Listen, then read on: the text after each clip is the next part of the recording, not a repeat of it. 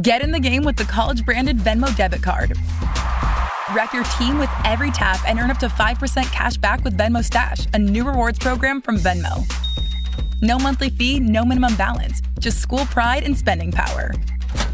Get in the game and sign up for the Venmo debit card at venmo.com/collegecard. The Venmo MasterCard is issued by the Bancorp Bank N.A. Select schools available. Venmo Stash terms and exclusions apply at venmo.me/stash terms. Max $100 cash back per month.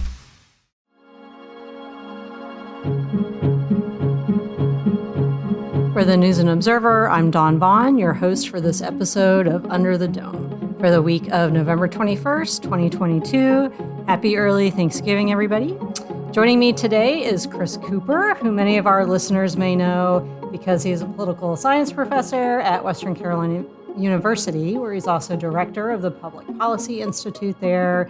He lives out west, but he's in Raleigh today, or as we record this a few days before you're listening, for an event. So we thought it'd be a great time to have him come to our newsroom studio for our recording of the podcast. So thanks for being here, Chris, in person. I've quoted Chris multiple times in stories. Lots of reporters have never met you in person until today. So this will be a fun conversation, I think. And one thing about our quotes of Chris Cooper, of one of the two Coopers I quote frequently, is that a lot of we've already talked to you for 2022 election analysis before and after. So we'll talk a little bit about that. But I wanted to give people something more than they've already heard from either like in-person events, like I was saying, you're in town for that progressive group, Carolina Forward, had a panel in downtown Raleigh with Democratic former candidates and different politicos, including Jessica Holmes, the former Wake County Commissioner's chair, who had an unsuccessful run for labor commissioner, still active in the party, and they were kind of doing a rehash of what Democrats did wrong or what they need to do next time. So what I wanted to ask you, aside from that analysis, is how you got here from, there might be listeners may know that, or if I've mentioned in the past that I lived in Northern Virginia for a time, and so did you. So if you want to tell us about that and how you became the politics professor that is experts on all things North Carolina. Yeah, great. So thanks for having me, first of all. And so I grew up in South Carolina for a good while and then moved to Northern Virginia. And I'm pretty sure that Dawn and I went to high school together for like a week. So we both she went to, I believe, Lake Braddock High School. That's right. I went to Lake Braddock High School for a week. I think we're roughly of similar vintage. So I think we might have had a little overlap. I like that, similar vintage. So it's like a fine wine. But I've always been really interested in politics. When I went to college, I was interested in political science, but also sociology, social psychology, just kind of why people do the things that people do. And in some ways, the most interesting things that people do revolve around politics. And so I've just always been very interested in it, tend to be sort of naturally gravitate to state politics and elections, and Southern politics is kind of the three sort of areas I pay the most attention to. And went to undergraduate at Winthrop University, just south of the border there, and then the lesser Carolina, obviously, and then went to graduate school at the University of Tennessee. We had a national championship when I was there. I'm obviously responsible for that. I had nothing to do with T. Martin or any of the other players. And then I came to Western Carolina in about 2002, and I've been there, ever since. And it's been a good run. Since you brought up sports, I went to Virginia Tech. Like I'd mentioned before, I lived in Northern Virginia for a while. Moved around as a kid as an Army brat, including at Fort Bragg. But anyway, the year that I got to Virginia Tech was when Frank Beamer first took the Hokies to a bowl game. Now, that was a long time ago, and the Hokies aren't going to a bowl game anymore. Not this season, maybe not for several seasons. But one other little sports note, since we were talking about Lake Braddock Secondary School, which Chris and I maybe cross paths in the hallway. Got to find a yearbook somewhere. Hubert Davis went to Lake Braddock. As if you all don't know who Hubert Davis is, then, I mean, come on. Like, if you're in North Carolina, it's required. My greatest basketball fail was missing a dunk in a pickup game with Hubert Davis. So Really? Yes. Wait a minute. The other Cooper, the governor, has that basketball story he always tells with was it Phil Ford or something, or they played? So, okay, tell us your basketball story. I'm sure that's why people are tuning in, is to hear my athletic fails, of which there are many. But yeah, I'd been practicing dunking and got it down pretty well. And then I had a breakaway, and it was a South Run Park, and it was a pickup game. And thought to myself, I'm going to throw one down, and Hubert Davis can be impressed. He's going to tell Dean Smith my life is going to turn up. And I hit the front of the rim. And that was the last time I ever tried to dunk in any sort of game. That's great. Yeah, it was great from a kind of horrible perspective. I mean, it's a great story, though, with Hubert Davis. So Lake Braddock is a secondary school. So when Davis was a senior, I was in 7th grade. But he's in my yearbook from back then as Wheaties Kid, which is basically, most athletic. And I remember knowing who he was and that everybody liked him. And that's, probably pretty still true today. So... all right. So sports and politics are crossovers that, there's, I fear our audience is a little bit of both of that. So, okay. Well, let's turn from sports more to politics. I was saying that we rehashed 2020 to some, what does this mean for 2023? Not the elections, because there are Wake County municipality elections, outside of Raleigh. Next year, the Wake County School Board just decided they weren't going to have school on Election Day, so it's just municipal elections, nothing statewide. Of course, there's 2024 we can talk about in a minute if we want to look at that. But what is this going to mean for the 2023 long session with the kind of, I had just written about this lately, sort of really incremental shifts in power in the House and the Senate? And I like to use the phrase, I think I used trench warfare several times, talking about past budget battles with the House and Senate and Governor Cooper over certain issues. And it seems like it's not quite going to be trenches. It might be a trench where Berger is how he wants to expand Medicaid and how Moore wants to expand Medicaid. Or is that stuff going to come up? What do you think is I mean, obviously the Senate has a veto-proof supermajority. The House doesn't quite.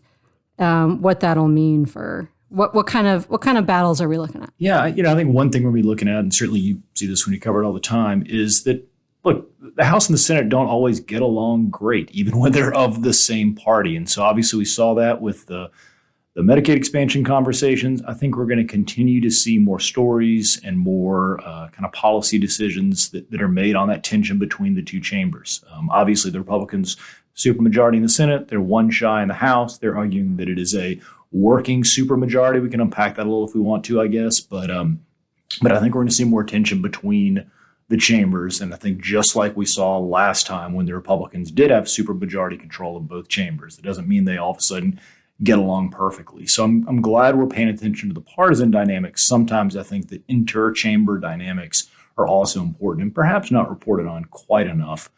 In terms of policy, obviously, I'm looking at Medicaid expansion just like everybody else. I think questions around Parents' Bill of Rights seems likely to come up again. I'm very curious to see, as you've written about, the degree to which some of these more conservative members of the Democratic caucus, if they are able to break, if the Republicans really do get a working supermajority. But I'm also curious to see, do any Republicans break? I think in all this, we're kind of assuming that the Republicans are in lockstep and it's the Democrats who might come over. But boy, if you wanted to exert some power, couldn't you also be a Republican somewhere near the middle and you can use yourself as sort of a key pivot point? And I think it's also possible we might see some of that. There is especially in the House, a pretty big range of, there's the Keith Kidwell Freedom Caucus folks versus, all the way. Of course, if you're a Republican running, you don't want to say that you're, any more moderate if that's not what your base is. It all depends. But do you think we're too early with the type of priorities they have? Not Berger Moore necessarily, but the caucus members thinking about their next election. Is it because the terms are so short with 2 years? I was talking to someone about this where they're like, oh, it's not an election year, so they're not going to try to pass something for messaging. And I'm like, well, it will be a year later, or it's just something that they want to give their constituents anyway. Do you think that's a factor? I mean, yes. And I think I'm so glad you brought up the short terms, because I think we talk a lot, and I'm glad we do, about the lack of professionalism of the General Assembly. I don't mean they're not professional folks. I mean, we don't pay them a lot of money. The session length is uncertain, and they don't have a ton of staff. But also the very, very short terms mean that every year is an election year, and they're constantly trying to figure out how responsive they can be, and they're looking forward to the next election. There are other states that have 4-year terms or even 6-year terms for various chambers, and I think we'd see a very different North Carolina. But the way we set up our terms, they're going to be pretty responsive and not deviate too far from the people in their district, because the next election is right around the corner. So we're probably looking at something, Moore had told me before the election, voter ID was something he's concerned about. So we're looking at voter ID, abortion, maybe taxes, although they haven't done much on that. Immigration could come up again. We'll see. We need to take a quick break. When we come back, we'll talk more to politics professor Chris Cooper and tell you our picks for headliner of the week. We'll be right back. Looking for a protein shake that tastes as good as it performs? Meet Rockin' Protein Max. Packed with 50 grams of fuel, it'll help you keep up when your day won't slow down. And because it's always creamy and never chalky, every sip tastes great. Even better, it's lactose-free and has 0 added sugar. It's not every day you find a protein shake you actually want to finish. Catch Rockin' Protein in the dairy cooler at a store near you. Rockin' Protein and Shamrock Farms are registered trademarks of Shamrock Foods Company. You're listening to Under the Dome. I'm News and Observer Politics reporter Dawn Vaughan. We're here with our guest today, political science professor Chris Cooper. So you've been inundated with questions from reporters for weeks and for months and years, of course, extra lately. Is there anything they didn't ask you recently that you feel like wasn't covered, that you didn't have a chance to talk about? If it was all these same, 5 questions of turnout, of messaging strategy, that sort of thing. Was there anything that all of us, meaning all politics reporters, maybe focused more on and left out something else? Is there anything else? I mean, there's a few things that I think are important that don't always get paid attention to, but I think by and large, the media did a really good job this cycle. And I think not just you, but I think the politics team here and the politics team across the state tends to do a pretty good job covering things. A few things I haven't seen talked about maybe quite enough. In the General Assembly, local bills I see as being the sort of, say the untold story of the last General Assembly session. That's too much, but maybe not told quite enough. So local bills, of course, are not subject to gubernatorial veto. And so I think that's one way in which the General Assembly has been able to work around Governor Cooper's veto. And I'm very curious to see if that kind of thing continues. I think in terms in particular of election bills, we're going to see more of these local bills come up.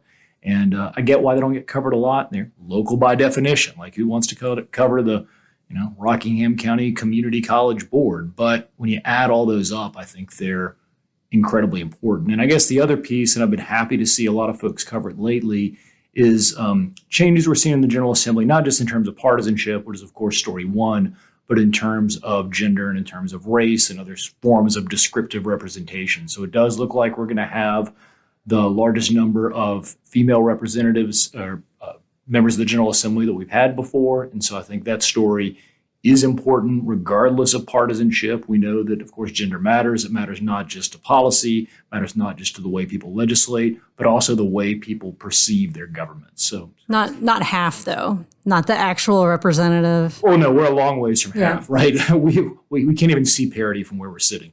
But so it's an increase. This is a glass half full, glass half empty moment. We're seeing an increase, but we're not seeing an increase anywhere near parity. Colorado, interestingly, just passed over, and they actually do have a majority female state legislature. Nevada also has a majority female state legislature. They're the only 2 in the country and the only 2 in history.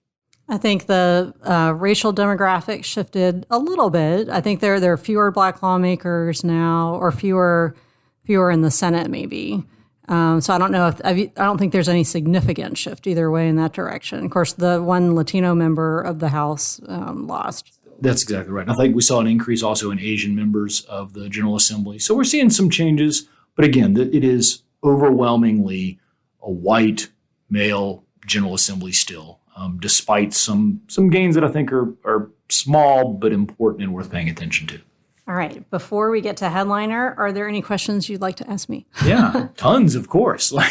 I guess, what are stories that you sort of see in the General Assembly when you're actually spending time with legislators that don't get told enough? Sometimes when I talk to legislators, they'll say, look, we all get along way better than people give us credit for. We actually talk way more than people give us credit for across the aisle. Do you see that kind of behavior in just how people talk and hang out? My pet peeve is when a member, it's usually in the House, will get on the floor and maybe they'll glance at the press corner and say that nobody mentions that we talk about how we get along. And I'm like literally tweeting, they're getting along right now and talking about it. And here's an example of my story. Of course, the amount of people in politics are on Twitter more, but the general population isn't. So we do, but you have to explain to readers why this matters. And if it's just like a generic thing and everyone gets along and they passed a bill about it, then why is writing about this news? Why is this significant to people? And if it's something that affects their daily lives, then yes. And so you can include the votes and explain how this passed, because there really is common ground on some things. Now Medicaid expansion, even though like the details they haven't sorted out between the parties. And really we wrote about, all the variety of things about after the Raleigh mass shooting. And one was, is there any common ground on gun legislation at all in the legislature? And there is. And obviously, depending on your party, you're, for or against it, because that's a lot of how gun regulation laws fall. But Allison Dahl, the Democrat, and Bobby Hanig, the Republican, both want just a safe gun storage awareness bill, not requiring anybody to do things, because a lot of Republicans don't like if you require anybody to do things, depending on the issue, of course. And it was just awareness of it that didn't get through. And Hanig won, and Dahl was reelected. Hanig's in the Senate now, so maybe something as just simple as that could move ahead. And I did write about that, and I think there's more opportunities for that. I also think kind of what we talked about a little bit, the tension between the chambers and how they will be even more interesting to cover, not just between Berger and Moore, who are very different people, even though they're the same party, but everyone else, and where that common ground will be. And maybe it'll be some moderate Democrats with moderate Republicans that want to push something forward. And, I'll pitch those story ideas. So we'll see. I don't get to write just whatever I want all the time, but as much as I would like to. So it would all be like legislative building photo of the day in the paper. No one wants to see that. Well, it'll be interesting to see, as we see this much turnover in the chamber, right? So the Senate, 5 members of the Senate just got elected to the U.S. House of Representatives. So with that much turnover, it'll be interesting to see how these relationships change and how they relate to each other changes. Yeah, in the Senate especially, the press sit in the back corners, and the Senate's a lot smaller. And, of course, it's more formal than the rowdy House. And where the press corps sits, we see a lot of them and like how they interact. And I sit in the same back corner. There are 2 back corners we can sit in, but I like my corner, which used to be behind Jeff Jackson and Erica Smith, and watching that dynamic at play, which was the same row as Paul Lowe and Floyd McKissick, and I think Wiley Nickel was over there then, and that was a couple sessions ago. So now this past session, McKissick is gone, Jackson got moved across the room, Erica Smith is gone, but Wiley Nickel is right there, and he won't be there anymore. So it's a shift, and Ben Clark was kind of near there, and Dawn Davis was on that row, and Davis is one, of course he's in Congress now, that likes to give floor speeches. And the listeners or people who spend time in the building, there's the aux meter that they'll pass around for people that talk too much on the floor. But when you don't have those floor speech folks, it's a different dynamic. And Jeff Jackson was one. Some of it, of course, is because they were running for other office and they're having somebody like record them for that. But just in general, like when Tillman was in the Senate and would just talk about nothing for whatever reason and talk to Senator Woodard. Tillman was Republican, Woodard's a Democrat. And just seeing that dynamic gave a lot of the character to the Senate. So we'll see who the actual characters are. Fun to watch. All right, so let me get over to our picks for Headliner of the Week. This is something that NNO and Insider reporters share, and now that we've switched things up a little bit with the podcast format, our guests are of course also we want to hear what their headliners of the week are. They can be serious or lighter or somewhere in between. So Chris, what is your headliner of the week? My headliner of the week is sort of the headline that didn't happen. So it's Karen Brinson Bell and 100 different county elections directors, and I call it the headline that didn't happen because we just didn't have a lot of drama on election day in terms of any sort of administrative snafus. There was not, many of us were scared about these kind of crazy conspiracy theories going nuts. It didn't happen. Karen Brinson Bell and the 100 county directors ran a boring election, and that is the highest compliment that I can give to an election administrator. As interesting as politics is in some ways, the more boring it is, the more functional it is in a lot of ways. And I'm sure the upcoming legislative session will be plenty boring with intermittent moments of drama. So, all right, my headliner is kind of a typical one for me. It is the Raleigh Christmas Parade, which, yes, is the week before Thanksgiving, but that's just fine because the Christmas season can start, right after Halloween. Mariah Carey said so this year. So. My son disagrees, but anyway, go on. I mean, why do we have to condense it in just like a few weeks? And, obviously other countries don't celebrate Thanksgiving and, start the season early. So what's the deal with that? And I've already switched out some of my Thanksgiving to Christmas decorations. But anyway, the Durham Holiday Parade that's downtown will be coming up in a couple of weeks. And I always go to all the parades back when I was a columnist at the Herald Sun. And they got rid of the downtown Durham Holiday Parade. I ranted on about it for years, about like 7 years, until they brought it back. And someone sent a letter to the editor at the time that Dawn Vaughan's relentless quest to bring back the downtown Durham Holiday Parade. Maybe it was an insult, maybe it was a compliment. The parade came back. So anyway, so I'll be at that parade too. So my headliner is holiday parade season. So, all right, well, we're about out of time. Chris, thanks for being on. Thanks for spending all your time talking to reporters at election season and all year. For the News and Observer, thanks for listening, and talk to you next time. For more from our politics team, subscribe to the News and Observer at newsobserver.com/subscribe. Follow us on Twitter at Under the Dome and NC Insider, and sign up for our weekly political newsletter, also called Under the Dome, at newsobserver.com/newsletters. Thanks for listening.